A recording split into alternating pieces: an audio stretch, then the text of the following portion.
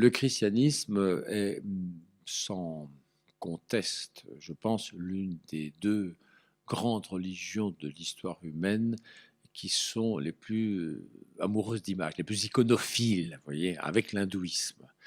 Euh, il a manifesté, après une période d'hésitation où il n'y avait à peu près pas d'images pendant 2 siècles et demi, que, au fond, il y a un dynamisme expressif de la foi chrétienne qui tente à exprimer l'essentiel de ce à quoi l'on croit, ce à quoi l'on tient, ce que l'on tente transmettre de génération en génération, dans les langages d'images, dans la poésie, mais aussi dans le théâtre, puis dans la peinture des catacombes, les reliefs des sarcophages, etc. Bon.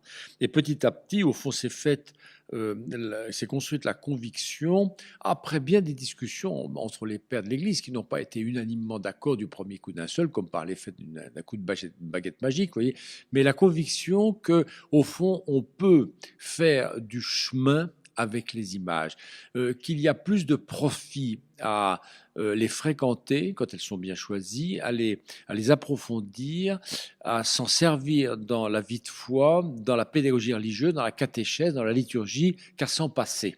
Bon, alors ça, c'est une conviction qui distingue justement le monothéisme chrétien d'autres formes de monothéisme qui estiment, comme en islam, au fond, ou même en judaïsme, que l'image présente plus de périls qu'elle n'offre de renfort. Vous voyez, et du coup, qu'il y a plus de bénéfices à s'en passer complètement qu'à les fréquenter. Je pense que tout cela est susceptible d'évoluer.